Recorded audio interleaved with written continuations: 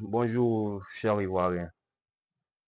Le premier Mantolé est toujours là pour s'adresser à son Excellence, Monsieur le Président de la République. Et Monsieur le Président de la République, chères autorités, à vos rangs et distinctions, je vais prendre le temps de bien remuer ma langue avant de faire sortir les mots que je fais sortir ce matin, parce que je parle au gouvernement ivoirien et à son Excellence, Monsieur le Président de la République, un grand homme d'État. Monsieur le Président de la République, son Excellence Alassane Ouattara et ses ministres. C'est un message très fort, même un sujet très sensible. Donc je ne voudrais pas que d'aucuns prennent ce propos pour des menaces ni des diffamations. C'est pour dire à Monsieur le Président, je ne sais pas si c'est un oubli ou c'est une erreur de vos coéquipiers au passé. Vos coéquipiers, donc, vous aviez confiance dans le passé. On peut dire que c'est une erreur, mais moi, à ma petite analyse, moi je vais dire que c'est fait exprès de leur part. Il s'agit des ex-combattants de la Côte d'Ivoire. Il me semble qu'il y a eu beaucoup de frustrés. Certes, ils ne peuvent rien faire. Certes, ce n'est pas vous qui les avez demandé de combattre. Ils ont combattu pour libérer et se libérer eux-mêmes, protéger leur famille. Monsieur le Président, je vais vous dire que le programme ADDR a fait une erreur, a fait des frustrés, ou bien le programme ADDR a échoué. Parce que, la majorité des ex-combattants n'ont pas été identifiés. Alors, on laisse tomber. Parce que nous sommes quittés dans les cadres d'identification, le profilage. Puisque vous avez lancé à plusieurs reprises. Il y a eu les 79, les 39 de l'autre côté Boaké. Après les 79, ceux qui n'ont pas pu faire les 79, ils ont lancé encore une dernière vague de 0,2. Je pense que tous ceux qui n'ont pas pu être dans ces lots, là, on ne va pas vous accuser pour cela. Mais Monsieur le Président de la République, son Excellence,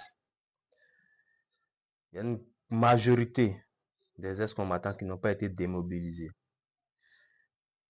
C'est plein avaient dépassé l'âge d'insérer l'armée et plein n'avaient pas le diplôme d'aller dans les différents corps dont vous avez demandé. Donc attendez juste de recevoir les petits bulletins de 800 000 que l'ADDR avait promis ou d'être insérés dans les filets sociaux. Plein, je vous dis plein. C'est pourquoi j'ai dit, à mon analyse, ça a été fait exprès pour faire des frustrés,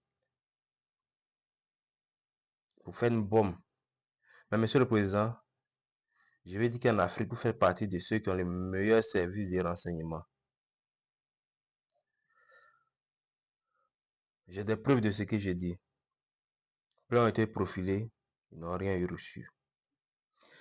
Je suis à la rencontre de certains, j'ai posé la question, mais comment est-ce que tu as fait pour n'as rien reçu? N'est pas passé par, comment on appelle, l'information, par le profilage, il dit qu'on a fait le profilage, mais pourquoi est-ce que tu n'as pas été appelé pour aller faire ton réchaud? Il m'est revenu que quand ils ont fini le profilage, quand on les appelait pour le réchaud, pour les formations, on les demandait à l'ADDR là-bas, soit à Niamey, d'envoyer les armes de combat. Ce qui était impossible d'avoir.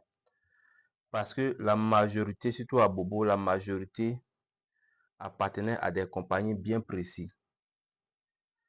Les ex-combattants qui m'écoutent aussi, vous pouvez mentionner les noms de ces compagnies-là en commentaire. Il y avait la compagnie Farah que moi je connaissais très bien, qui était dirigée par le vieux Koulibaly Senou. Il y avait Kosovo, il y avait Sini Dozo, il y avait plein de compagnies. Et ces compagnies-là, quand vous avez lancé le profilage, ils ont essayé de faire liste de leurs combattants pour envoyer à Diagao. Je parle de ceux d'Abobo d'abord. Pour envoyer à Diagao au camp commando pour faire le profilage. Au camp commando d'Abobo. Donc, avant qu'ils ne partent, les commandants de compagnie, comme on le disait, ont récupéré tout ce qu'ils avaient comme armes et déposé au nom de la compagnie ce qu'ils ont dit aux ex-combattants. Donc, la majorité de ces ex-combattants n'avaient plus d'armes. Ceux les indisciplinés, là, l'indiscipline a payé. Hein. Pourtant, nous sommes dans un pays de discipline. Vous voyez, l'union discipline travail.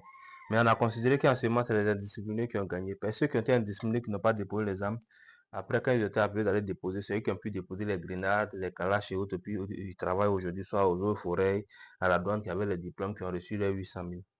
Mais ceux qui ont été disciplinés, qui ont suivi les compagnies de compagnie, qui ont déposé les armes avec les commandants de compagnie, n'ont rien reçu, Monsieur le Président. N'ont rien reçu, Monsieur le Président. C'est pourquoi j'ai dit, l'ADD a échoué, ou l'ADD a fait une erreur, mais je vais dire que je n'ai pas cité de nom. Ça a été fait exprès par vos ex-coéquipiers, dont vous aviez confiance au passé. Donc, Monsieur le Président, je vous en prie, nous sommes à des mois moins des élections. Vous n'avez envoyé personne au combat. Vous n'avez donné aucune arme à quelqu'un pour combattre. Mais si vous décidez de faire quelque chose pour eux, mettez la machine en marche pour ceux-là, vous allez voir de quoi je parle.